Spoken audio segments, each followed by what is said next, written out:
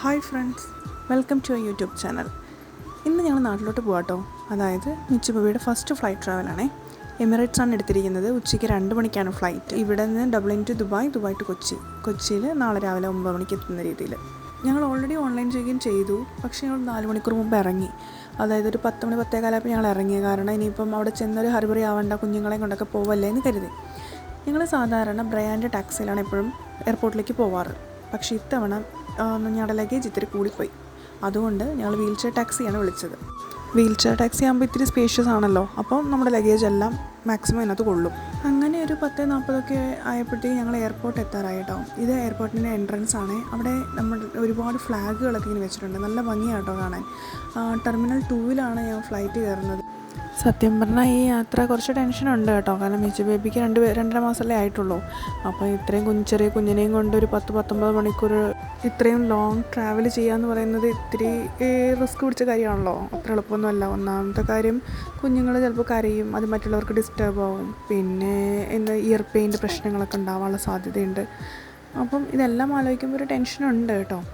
അങ്ങനെ ഞങ്ങൾ എയർപോർട്ട് എത്താറായി. ടെർമിനൽ 2-ലാണ് ഫ്ലൈറ്റ്. അപ്പോൾ ഞങ്ങൾ അങ്ങോട്ട് കയറാൻ പോവുകയാണ്. ഞങ്ങൾ ലഗേജെല്ലാം ഇറക്കി. ചെറിയൊരു മഴയൊക്കെ ഉണ്ടായിരുന്നു കേട്ടോ ഞങ്ങൾ ഇറങ്ങിയ സമയത്ത്. അപ്പോൾ ഞങ്ങൾ മെല്ലെയാണ് ചെയ്തത്. കാരണം ഞങ്ങൾ ഓൾറെഡി ഓൺലൈൻ ചെക്കിൻ കഴിഞ്ഞല്ലോ. അതുകൊണ്ടെല്ലാം ഞങ്ങൾ അത്ര തിരക്കൊന്നും പിടിച്ചില്ല. എമിറേറ്റ്സിൻ്റെ സെക്ഷനിൽ തന്നെ കയറി ലഗേജൊക്കെ കൊടുക്കാൻ വേണ്ടിയിട്ട്. പക്ഷേ നിങ്ങൾ ശ്രദ്ധിച്ചോ, ഞങ്ങൾക്കൊരു കാർഡ്ബോർഡ് ബോക്സ് ഉണ്ട്. ഞങ്ങൾ അയർലൻഡിൽ വന്നിട്ട് ഇതുവരെ ഞങ്ങൾ കാർഡ്ബോർഡ് ബോക്സും കൊണ്ട് പോയിട്ടില്ല കേട്ടോ. കാരണം നമ്മൾ യൂറോപ്യൻ കൺട്രീസിൽ അങ്ങനെ ഇത് ഉപയോഗിക്കത്തില്ല, ഓപ്പൺ ചെയ്യിപ്പിക്കും, കയറ്റി വിടത്തില്ല എന്നൊക്കെ ഞങ്ങൾ കേട്ടിട്ടുണ്ട്. പക്ഷേ ഞങ്ങളതവിടെ കൊടുത്തപ്പം അവർ ഞങ്ങളോട് ചോദിച്ചു അതിനകത്ത് എന്താണെന്ന് കേട്ടോ. ഞങ്ങളിങ്ങനെ പറഞ്ഞു ചോക്ലേറ്റ്സും കാര്യങ്ങളൊക്കെയാണെന്ന് പറഞ്ഞ് അവർ ഓക്കെ, ഓയിൽ കാര്യങ്ങളൊന്നും ഇല്ലല്ലോ എന്നൊക്കെ ചോദിച്ചു. ഇല്ല എന്ന് പറഞ്ഞത് കൺഫേം ചെയ്തപ്പം അത് പിന്നെ അതിൻ്റെ ഷേപ്പ് കൊണ്ടാണെന്ന് തോന്നുന്നു ബോക്സിൻ്റെ ഒരു ഓവർ സൈസ്ഡ് ലഗേജിൻ്റെ സെക്ഷനിൽ മാറിയാണ് അവർ കയറ്റി വിട്ടത് കേട്ടോ. എന്നാലും ഞങ്ങളെ കൊണ്ട് ഓപ്പൺ ഒന്നും ചെയ്യിപ്പിച്ചില്ല.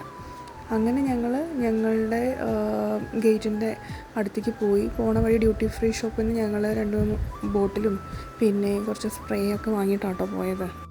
അവിടെ ചെന്നിരുന്നപ്പോൾ തൊട്ടാണ് ഞങ്ങൾ ശരിക്കും പോസ്റ്റായി തുടങ്ങിയത്. കാരണം 2 മണിക്കുള്ള ഫ്ലൈറ്റ് 1 അവർ ലേറ്റാണെന്ന് അവർ പറഞ്ഞു. അങ്ങനെ ഡിലേ ആയി. അതിൻ്റെ എന്തോ മെയിൻ്റനൻസ് വർക്കാണെന്ന് എന്തോ പറഞ്ഞിട്ട് അങ്ങനെ ഞങ്ങൾ അവിടെ ശരിക്കും പോസ്റ്റായിപ്പോയി. എന്തോ ഭാഗ്യത്തിന് കുഞ്ഞിന് ഇത്തിരി ഫുഡൊക്കെ എടുത്തത് കൊണ്ട് അവന് ഞങ്ങൾ ആ ഫുഡൊക്കെ കൊടുത്തു. അങ്ങനെ ഫ്ലൈറ്റ് 2 മണിക്ക് വരേണ്ടത് 3:30 എത്തി. പിന്നെ 1/2 മണിക്കൂർ ലേറ്റായി. അങ്ങനെ 4 മണിക്കാണ് ഫ്ലൈറ്റ് അവിടെ നിന്ന് ടേക്ക് ഓഫ് ചെയ്തത്. പിന്നെ ഞങ്ങൾക്ക് ആ കൂടെ ടെൻഷനായി. കാരണം ദുബായിൽ ഞങ്ങൾക്ക് 2 മണിക്കൂർ ലേ ഓവർ ഉള്ളൂ. അപ്പോൾ ഞങ്ങൾ അവിടെ ചെന്ന് കഴിഞ്ഞാൽ ഇത്ര ഓൾറെഡി 2 മണിക്കൂർ ലേറ്റായി, 2 മണിക്കൂർ ലേ ഓവർ, അപ്പോൾ സമയം നമുക്കില്ലല്ലോ എന്നൊക്കെ വിചാരിച്ചു. എന്തായിരുന്നാലും ഞങ്ങൾ ട്രാവൽ കുഴപ്പമുണ്ടായിരുന്നില്ല. 7 മണിക്കൂർ കണ്ടിന്യൂസ് ആണെങ്കിലും അവൾ സുഖമായിട്ട് ബാസ്നെറ്റിൽ കിടന്നുറങ്ങി. ഞങ്ങൾ ആ ബാസ്നെറ്റ് സീറ്റ് ഓൾറെഡി ബുക്ക് ചെയ്തിട്ടാട്ടോ വന്നത്.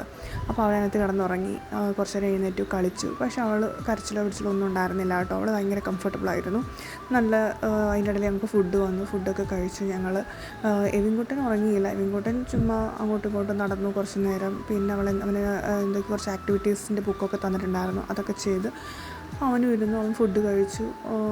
ഞങ്ങൾക്ക് ഉറങ്ങാൻ പറ്റിയില്ല. കാരണം പിള്ളേരെയും കൊണ്ടൊക്കെ പോകുന്നതല്ലേ, അതുകൊണ്ട് ഞങ്ങൾ ഉറങ്ങിയില്ല. പക്ഷേ ഞങ്ങൾക്ക് കറക്റ്റ് 1/2 മണിക്കൂറിൻ്റെ ഗ്യാപ്പേ ദുബായ് എയർപോർട്ടിലുണ്ടായിരുന്നുള്ളൂ. പക്ഷേ ഞങ്ങൾ ഓടിക്കയറി കൊച്ചി എയർപോർട്ടിൽ പിറ്റേ ദിവസം രാവിലെ 9 മണിക്ക് എത്തി കേട്ടോ. അവിടെ പ്രവീൺ ചാനും ചേച്ചിയും സഞ്ജയ് ചാനൊക്കെ ഞങ്ങളെ വിളിക്കാനും വന്നിട്ടുണ്ടായിരുന്നു.